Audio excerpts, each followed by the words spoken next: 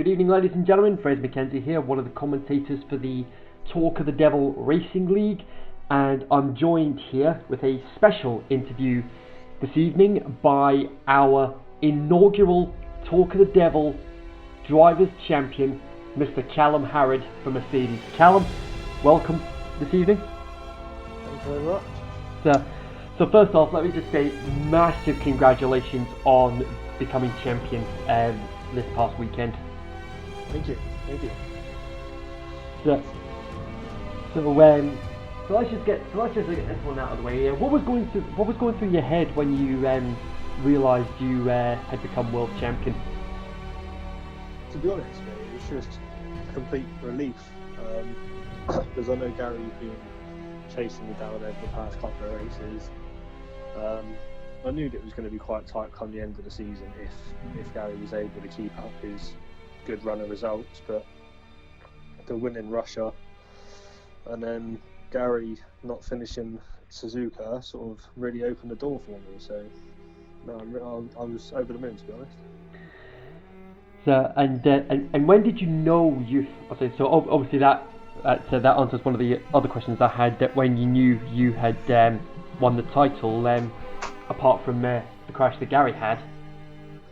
See, I knew that sort of going into the race that I could potentially win the championship at Japan, providing I won and Gary finished no higher than 8th.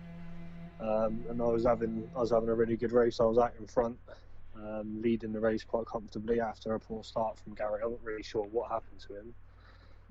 But yeah, when he crashed out, I sort of knew that I had to just bring it home and the title was mine. But I had a bit of a moment and lost it, binned it into a wall. I had to change my front wing, which brought me back out in 3rd, which still wouldn't have been enough to win the title there and then. But fortunately, my very kind teammate Steve let me pass on the last lap to clinch the title there and then. So there was a bit of team orders coming into play there for the sake of the championship.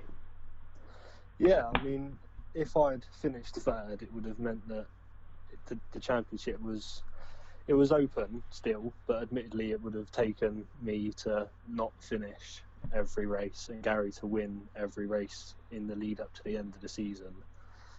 So I knew that once Gary had finished, I pretty much had it in my hands. But yeah, Steve was really good, and yeah, like you say, team orders came into play, and he sort of moved aside and let me win the championship there and then. So how did you celebrate your championship win after the race? I won't go into too much detail, but I took the missus to bed. Yeah, I think that's where we'll draw the line on that one. No, I had a chat with all the boys afterwards, like from our team, and just had a bit of a chill out for half hour, and then yeah, that was it really. Yeah, fair play. So let's go right back to the start of the season. Even before that, what made you want to start this league? It was just the fact that I wanted to be part of a league. And I went looking around for some leagues, but I couldn't find any that were full qualifying or full race distance. And me and Joe Allen were talking at the time. We played F1 a little bit together before that. So I come up with the idea to make the league and got Joe on board. And then the plan was just to have a few people to start off with, just make our own little championship. And it sort of just blew up from there, really.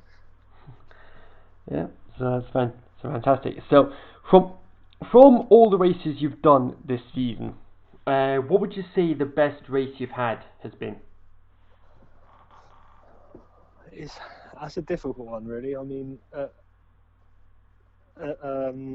Australia, I had a really good race, really clean race, and I managed to pick up the win with, unfortunately, Steve binning it when he was leading the race. But I think that he still had a pit stop to make before that anyway, so I won that one quite comfortably.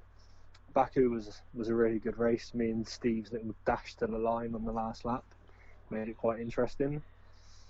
But I think, to be honest, it'd have to be France. I had a contact on the first lap and dropped all the way down to 17th and managed to find my way back up through the grid. Gary had some technical issues that day, unfortunately for him, when he was leading the race, which sort of gifted me the win, really. But I think that that's got to be my favourite race this year, for the simple fact that I came from 17th on the first lap after my incident and managed to claw my way back up through the field. That's definitely going to be up there as a contender for race of the season.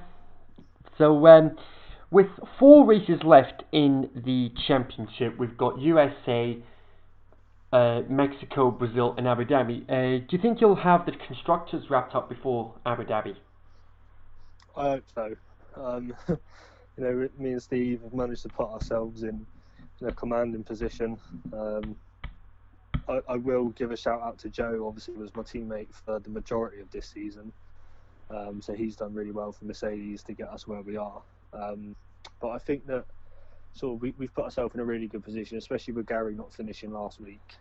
That's really sort of helped us out now. So I'm hoping that we can get it wrapped up before Abu Dhabi, to be perfectly honest with you. And then it means that if we race at Abu Dhabi, it means we can just chill out and not have to worry about things too much. But say if it's wrapped up by then, I am debating joining both yourself and Matt for some of the race and just have a little go at commentary and just see how the boys are getting on. Well, that is a very interesting plan. So, do you have any plans for the off season?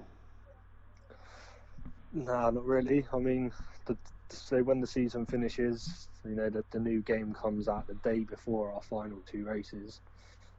So I think it would just be a case that during the off season, I'll be working with the admin staff to make sure that we've got season 2 all sorted out and up and running, ready to go. And then just making sure I get myself some practice in on the new game, make sure I'm sort of fully comfortable with it, ready for Australia at the start of the season. Mm-hmm. Yeah. So, and so just a couple more questions before we finish up.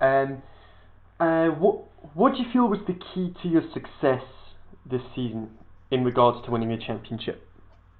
I think just consistency, really. I mean, if you look at everybody else, they've either missed races. Like the top couple of guys have either missed races or they've crashed out and not finished races, or and I've managed to finish every race, score good points every race. So I think really that's what's put me in the position that I was in going into Suzuka with the chance of winning the championship was just the fact that I've been consistent. I've managed to make a one-stop work around most tracks, which has given me good stead to sort of build a platform, so to speak. So, but I think the key really is just the consistency and the fact that I've been able to score points week in, week out. Yeah, and an interesting statistic regarding your championship success this season is that you're the only driver that has not only taken part in every race this season, but you've also scored in every race this season. Yeah, I've been lucky, to be honest with you. I mean, you take Suzuka, I could have quite easily not finished there with the incident that I had. But other than that, really, I've had quite a clean season, and I've managed to avoid most incidents. I mean, I got caught up in the first lap carnage at Austria, but fortunately, I only got spun round, and I didn't have any damage. I didn't retire. So no, to be quite honest, there's been some occasions that I've seen danger and I've been able to avoid it. But to be fair, I'm just lucky that when things have gone wrong for other drivers or they've had contact, I'm fortunate that I haven't been involved in it. So yeah, are there any drivers that you particularly enjoyed racing against this season? I've had a fair few scraps with Matt, which I've thoroughly enjoyed, especially at Russia. We had a good couple of laps really that we were constantly going backwards and forwards.